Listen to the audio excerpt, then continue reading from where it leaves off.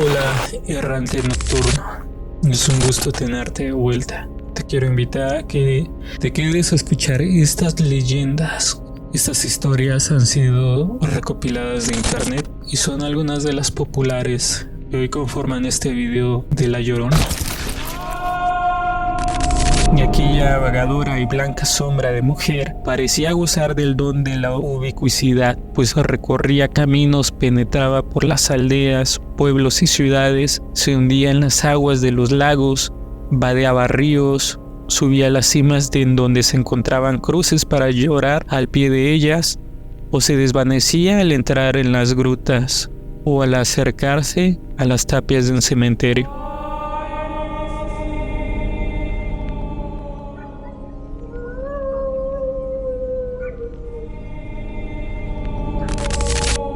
En las altas horas de la noche, cuando todo parece dormido y solo se escuchan los gritos rudos con que los boyeros avivan la marcha lenta de sus animales, dicen los campesinos que allá, por el río, alejándose y acercándose con intervalos, deteniéndose en los frescos remansos que sirven de aguada a los bueyes y caballos de las cercanías, una voz lastimera llama la atención de los viajeros. Es una voz de mujer que solloza, que vaga por las márgenes del río buscando algo que ha perdido y que nunca hallará jamás. Atemoriza a los niños que han oído, contada por los labios marchitos de la abuela, la historia enternecedora de aquella mujer que vive en los potreros, interrumpiendo el silencio de la noche con su gemido eterno. Era una pobre campesina cuya adolescencia se había deslizado en medio de la tranquilidad, escuchando con agrado los pajarillos que se columpiaban alegres en las ramas de los higuerones. Abandonaba su lecho cuando el canto del gallo anunciaba la aurora y se dirigía hacia el río a traer agua con sus tinajas de barro, despertando al pasar a las vacas que descansaban en el camino. Y era feliz, amando la naturaleza. Pero una vez que llegó a la hacienda de la familia del patrón, en la época de verano, la hermosa campesina pudo observar el lujo y la coquetería de las señoritas que venían de San José. Hizo la comparación entre los encantos de aquellas mujeres y los suyos. Vio que su cuerpo era tan cimbreante como el de ellas, que poseían una bonita cara, una sonrisa trastornadora, y se decidió a imitarlas. Como era hacendosa, la patrona la tomó a su servicio y la trajo a la capital, donde al poco tiempo fue corrompida por sus compañeras y los grandes vicios que se tienen en las capitales, y el grado de libertinaje en el que son absorbidas por las metrópolis. Fue seducida por un jovencito de esos que en los salones se dan tono de su cultura y que con frecuencia amanecen completamente ebrios en las casas de tolerancia. Cuando sintió que iba a ser madre, se retiró de la capital y volvió a la casa paterna a escondidas de su familia. Dio a luz a una preciosa niña que arrojó enseguida al sitio en donde el río era más profundo.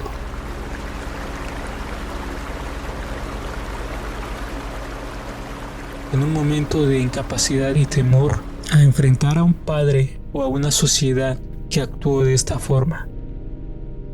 Después se volvió loca. Y según los campesinos, el arrepentimiento la hace vagar ahora por las orillas de los riachuelos, buscando siempre el cadáver de su hija, que no volverá a encontrar. De entonces acá, oye el viajero a la orilla de los ríos, cuando en callada noche atraviesa el bosque, aves quejumbrosos, desgarradores y terribles que paralizan la sangre. Es la Llorona que busca a su hija.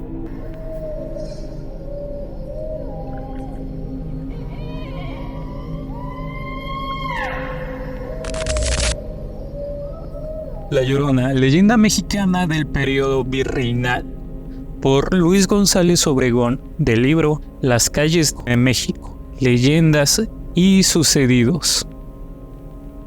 Consumada la conquista y poco más o menos a mediados del siglo XVI, los vecinos de la Ciudad de México que se recogían en sus casas a la hora de la queda, tocada por las campanas de la primera catedral, a medianoche y principalmente cuando había luna, despertaban espantados al oír en la calle tristes y prolongadísimos gemidos, lanzados por una mujer a quien afligía sin duda honda pena moral o tremendo dolor físico.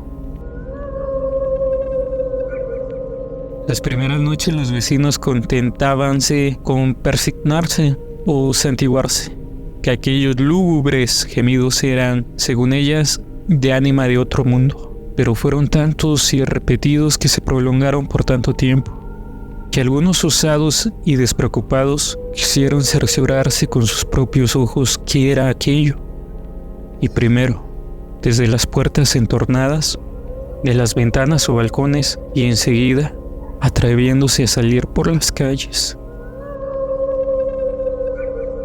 Lograron ver a la que, en el silencio de las oscuras noches o en aquellas en que la luz pálida y transparente de la luna caía como un manto vaporoso sobre las altas torres, los techos y tejados y las calles, lanzaba agudos y tristísimos gemidos.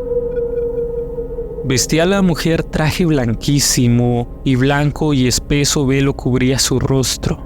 Con lentos y callados pasos recorría muchas calles de la ciudad dormida, cada noche distintas, aunque sin faltar una sola, a la Plaza Mayor, donde vuelto el velado rostro hacia el oriente, hincada de rodillas, daba el último, angustioso y languidísimo lamento. Puesta en pie, continuaba con el paso lento y pausado hacia el mismo rumbo. Al llegar a orillas del salobre lago, que en ese tiempo penetraba dentro de algunos barrios, como una sombra se desvanecía. La hora avanzada de la noche, dice el doctor José María Marroquí, el silencio y la soledad de las calles y plazas, el traje, el aire, el pausado andar de aquella mujer misteriosa y sobre todo, lo penetrante, agudo y prolongado de su gemido, quedaba siempre cayendo en tierra de rodillas. Formaba un conjunto que aterrorizaba a cuantos lo veían y la oían, y no pocos de los conquistadores valerosos y esforzados, que habían sido espanto de la misma muerte, quedaban en presencia de aquella mujer, mudos, pálidos y fríos, como de mármol. Los más animosos apenas se atrevían a seguirla a la larga distancia, aprovechando la claridad de la luna, sin lograr otra cosa que verla desaparecer apenas llegando al lago. Como si se sumergieran entre las aguas y no pudiéndose averiguar más de ella, e ignorándose quién era, de dónde venía y a dónde iba. Se le dio el nombre de La Llorona.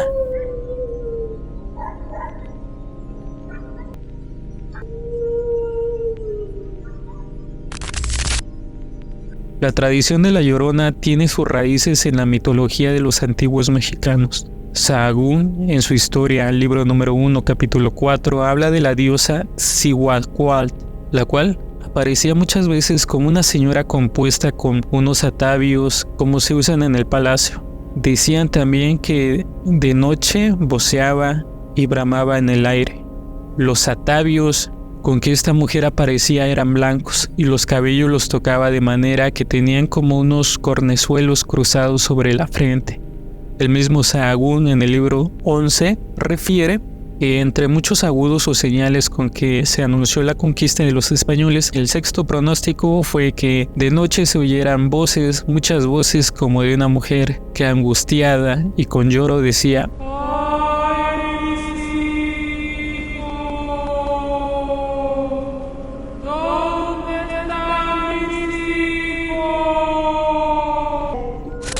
¿dónde os llevaré para que no os acabéis de perder? La tradición Es por consiguiente remontísima. Persistía la llegada de los castellanos conquistadores y tomada ya la ciudad azteca por ellos y muerte años después de Doña Marina, o sea, la Malinche. Contaba que esta era la Llorona, la cual venía a penar del otro mundo por haber traicionado a los indios de su raza, ayudando a los extranjeros para que los sojuzgasen.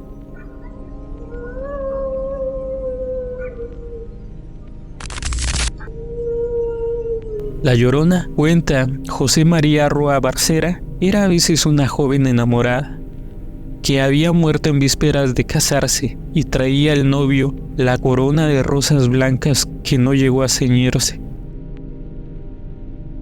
Era otras veces la viuda quien venía a llorar a sus tiernos huérfanos. La esposa muerta en ausencia del marido, quien venía a traer el ósculo de despedida que no pudo darle en su agonía. Y la desgraciada mujer vilmente asesinada por el celoso cónyuge, que se parecía para lamentar su fin desgraciado y proteger su inocencia. Poco a poco, a través del tiempo, la vieja tradición de la Llorona ha ido, como decíamos, borrándose del recuerdo popular. Solo queda memoria de ella en los fastos mitológicos de los aztecas, en las páginas antiguas, crónicas, en los pueblecillos lejanos o en los labios de las viejas abuelitas, que intentan asustar a sus inocentes nietezuelos diciéndoles: ahí viene la Llorona.